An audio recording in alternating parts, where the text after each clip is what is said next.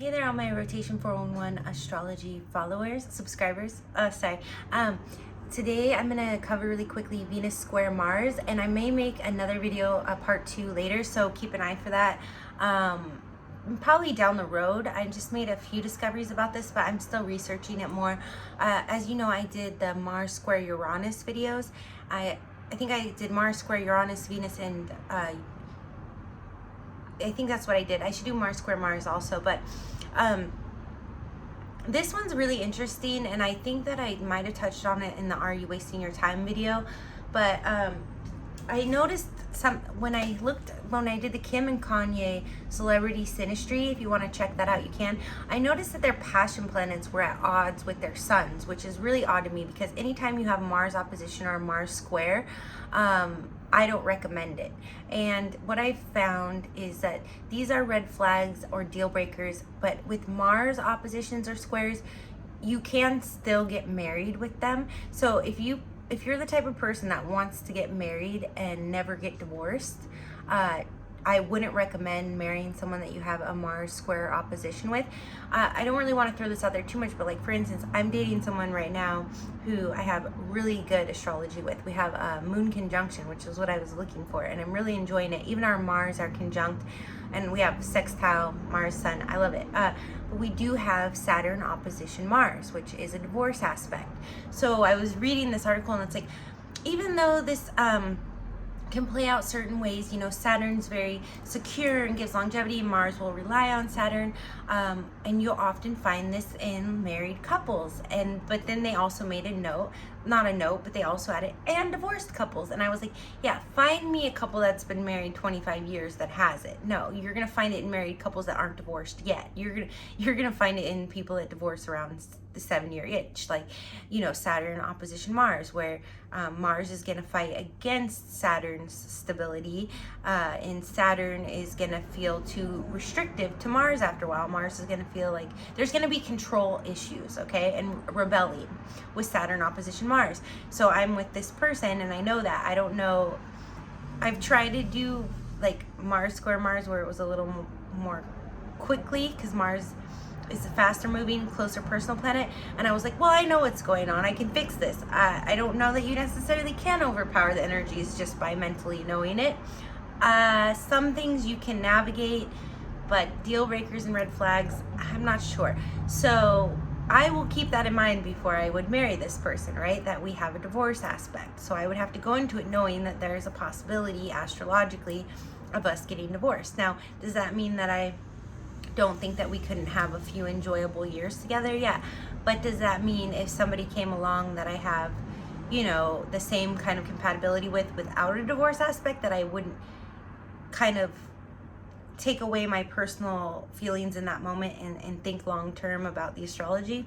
Me, I'd probably go with the one I don't have the divorce aspect with, even if at the time I'm more into the one that I do, if that makes sense, if I'm really compatible with them in other ways. But that's a whole other tangent. So I want to get into Venus square Mars, and I know I've touched on this in other videos, but and really it kind of goes back to, her name's Birta. I don't know if you guys watch her channel. I can't remember what her channel is called. She broke it down really simply for me the first time.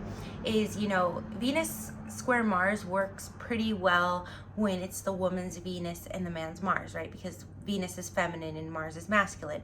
It can work. It can create fireworks. It's going to be a little bit of a dramatic relationship, but it's sort of one of those ones, like she said, I think her example, it might not have been this, but just to give you a visual, was like Pulp Fiction, when they're dancing, you know, and they're like, oh, and they, you know, they steal all the air in the room, and they're this magnetic couple because Venus and Mars, but it's square, so it's like there's all this passion, especially in the beginning. But when you have the woman is Mars and the man is Venus, these two are going to have a lot harder time staying together. There's still going to be this like magnetic spark, and they're going to be really attracted in the beginning. There can even be a physical relationship that's very intense. But with the woman being Mars and the man being Venus, he's going to feel like she's too aggressive, or she's pursuing him too aggressively, and it's not going to make it very far. So when it comes to Venus square Mars, if it's improper placement, I call it, where it's the man's is being in the female role of Venus and the woman is being in the masculine energy of Mars, it's not going to make it very far. I know for me, the only time I've experienced this, we also had Mars square Jupiter, so that's a 2-month breakup, right? So it's not going to make it very far. Maybe if you didn't have Mars square Jupiter, you can make it a year or two. I don't see very many couples that have Mars square Jupiter, improper energies, that makes it very far. But what I have come across recently was a couple that's been together for a very long time that has Venus square Mars, and I was like, how did you two make it that far? And because any Mars opposition or square isn't going to make it more than 5 or 6 years, especially if it's like, I've definitely seen it with Mars square Pluto. Mars square Mars doesn't make it very long. Mars square Jupiter doesn't make it long at all. So I was like, how would Venus square Mars make it as long as these two did? They were together for like 15 years. I don't want to go into like their personal business, but like, okay, so I'm like, how would that happen? And then I started thinking about Kim and Kanye and how their passion planets are all messed up. Now, granted, they have Venus opposition Sun, and I talked a little about A$AP Rocky and Rihanna have that going both ways. And Jules Mayberry, who I really love, she's Truth and Aspect Astrology.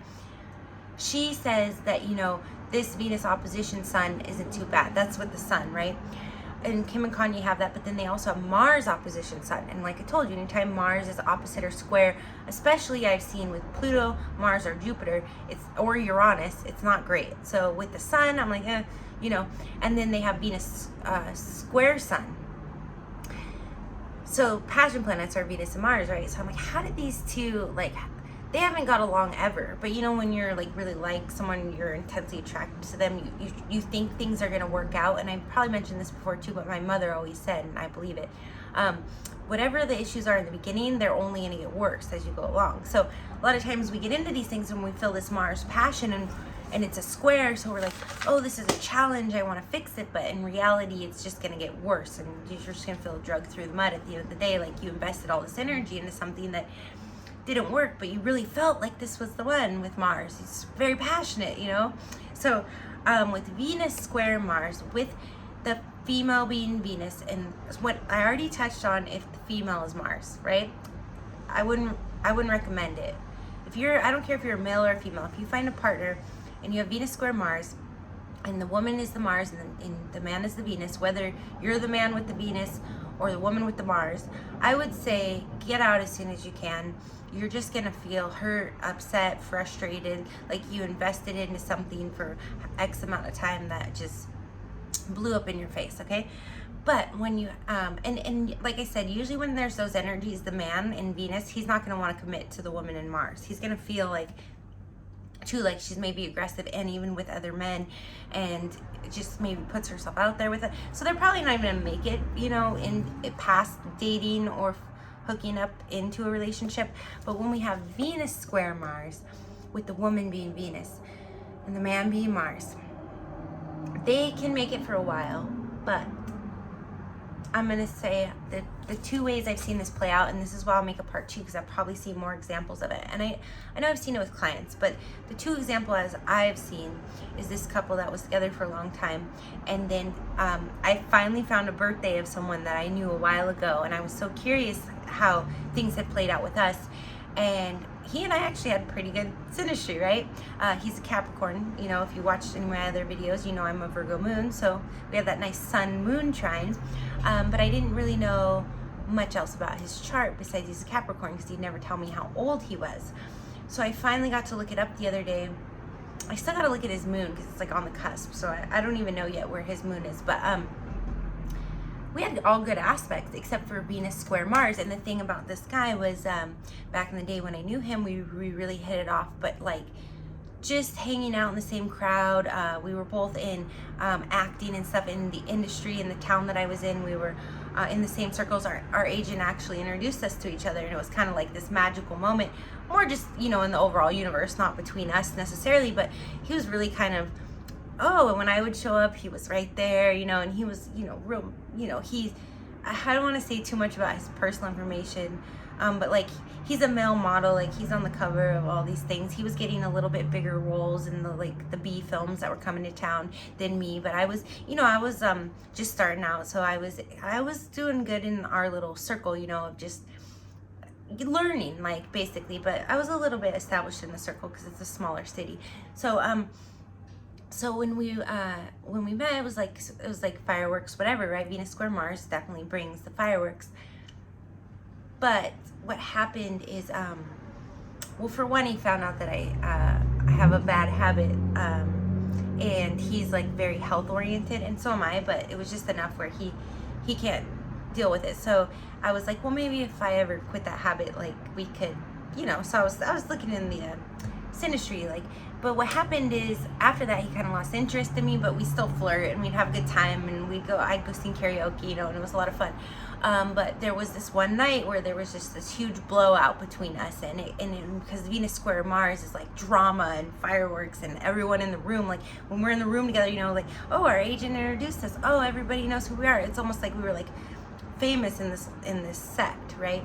And we were in like the nicest spot in town, you know, and like, it's just kind of like always VIP, all this, right? So it was just like, when we had this blowout, it kind of rippled through the circles, and it got a little nasty. It was almost like a bad divorce, you know what I mean? A little bit of bitterness, and it did get physical in that night, in that moment.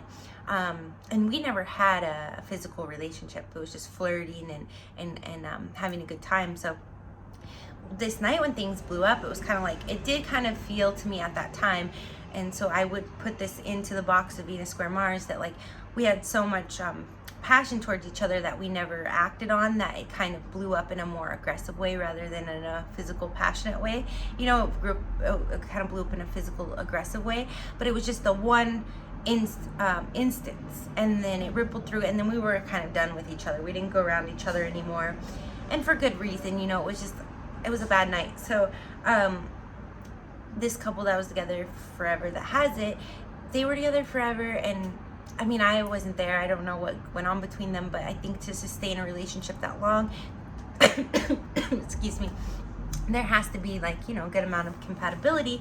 And according to the one of the two that I've talked to, it was all was good until, you know, this really bad fight one night, and everything blew up, and the police were called, and the whole family is destroyed after they put all this, you know, life, investment, time, and energy into each other. It kind of all just comes crashing down. So that was the catalyst. Now, these two are very connected. Like, maybe once, you know, they sort out the court issues and the divorce, who knows, they might end up together later. I don't know. But what I know of Venus square Mars is, it's this tension, this physical tension. When the woman's Venus and man's Mars, this tension can be sustained for quite some time. But there is, in one of my descriptions, it can create jealousy and things like that, resentment. So over time, I almost feel like when these two had this blowout, it was almost like she had been building all these, this is just my observation, I don't know any of the details. She had been building like these resentments, and she wanted him to behave a certain way because it's Mars, right? So Venus, when we have Venus and Mars in a conjunction, you know, which actually is one of the best, like it's top two, well, after Moon conjunction, or even in a trine, there's just this really nice flow of romantic energy. But when it's Venus square Mars, that's there in the beginning, those sparks, those fireworks, but then it almost becomes like competitive, and Venus is trying to lure Mars, you know, her feminine energy, and Mars is the pursuer. And when you have a conjunction, they're already there together, like, wow, you know, this is wonderful. And the trine, it's like this nice flow, like he pursues her and she calls him in, you know, like that. But when it's a square, it's like, it's working in the beginning, it feels like they're all together, it feels like it's flowing, but then it's like, she's like, wait, but I'm calling him now, and he's not coming, and so I'm gonna be like Taurus Venus and be like even more reserved and kind of shut him out a little bit and see how he reacts to that. And then if he doesn't, then Venus gets a little more frustrated, and then Mars is kind of like Venus, why are you shutting me out? And I don't know if this happened between these two, but this is how the planets would talk. You might have seen me do this before. So Mars will be like, you know, like, why are you shutting me out? You know, and then Venus is in that Taurus, not Libra.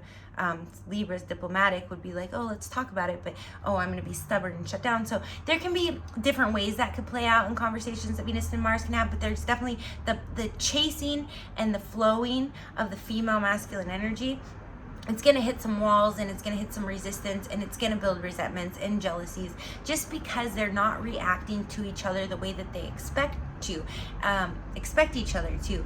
And like I said, there was such this physical passion rooted in this aspect in the beginning. It's almost like you'll spend the rest of the relationship trying to get that back, or idolizing the beginning because you want to get back to that, but you're probably not going to get back to it. And I think it's eventually going to lead to that that physical blowout, where in a couple that wasn't ever physically violent before, like a Mars conjunct Pluto, there could be a lot of physical, depending, like if it's in Scorpio, there could be a lot of physical altercations or domestic violence. Not always, but there definitely, if you're gonna look for it in Synastry, you're gonna find it there.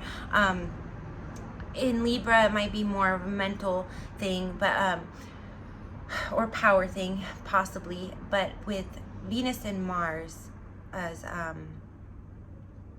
it's gonna be sort of like just everything's really great, they hit it off, then it's gonna get a little competitive, then it's gonna get a little bit resentful, and this can play out over any course of time. I guess it really just depends on the relationship. Like I said, for the person I knew, I think it played out within like a year or so, where we kind of really like hit it off, liked each other, crushing on each other, having a good time, and then next thing you know, it's kind of like, oh well, this isn't going anywhere, where do we channel this energy? And then it kind of ended up blowing up in our faces pretty quickly. But maybe for a couple that was able to channel that and really be physical in the beginning, you know, maybe it takes a little longer to burn off, or maybe when that kind of challenging stuff comes up because they have other good things going on in their chart, and these two did, like they have Venus moon compatibility, their moons are sextile, which isn't the strongest. I'm really saying from now on you need trines.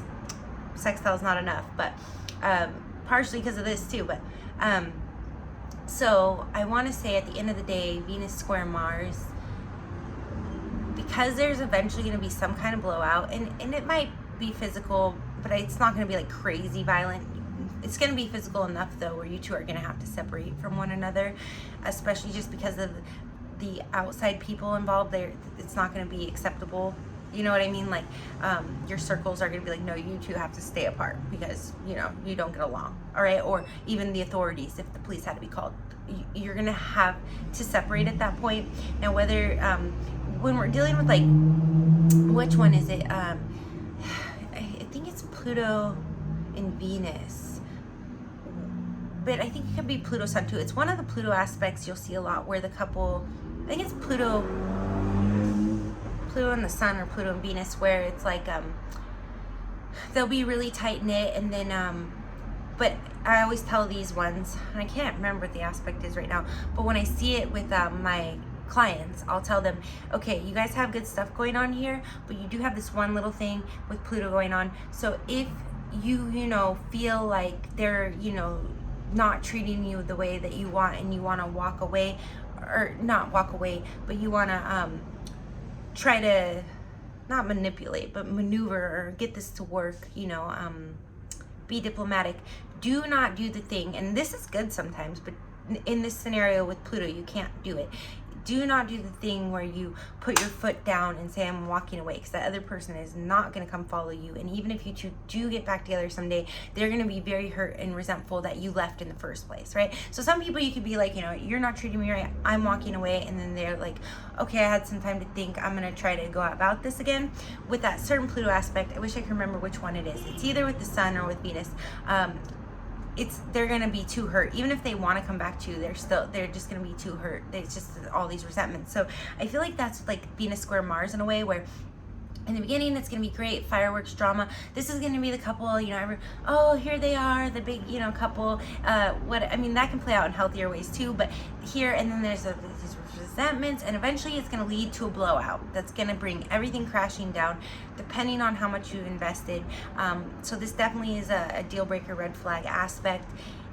Even though I was surprised to see it in a couple that was together so long, I'm telling you, anytime Mars is square opposition, I wouldn't invest a whole lot into a relationship with someone. Because, I mean, unless you're okay with like having a few marriages or being with someone for a while until it doesn't work anymore and going to the next. And that's what a lot of people are opting for these days. But if you're really looking for that happily ever after, I want to be with you for the rest of my life, I don't want to have to go through the trauma of a divorce, don't go for anyone you have any Mars squares or oppositions with any planets, and make sure those moons are compatible. And I'm gonna be writing like a little book, kind of laying this all out for you guys eventually.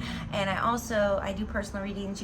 I'll put the link below, not right away, but I'll be putting them down there if you need me. If you want your Synastry read, you can watch the celebrity Synastry videos. There I show you like how to actually do it on the computer yourself, and you can watch other aspect videos that I make and other astrologers on YouTube and break it down yourself.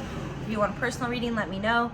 Yeah, basically that's all. If you have any questions or any aspects that you want me to cover or anything like that, go ahead and write it below. And also be sure to like and subscribe if you want to see the birthday book series and the Big 144 series. And if you have any celebrity couples that you want me to analyze as well, go ahead and throw that in the comments below. Thank you so much. I'm sending you lots of love, blessings, and light.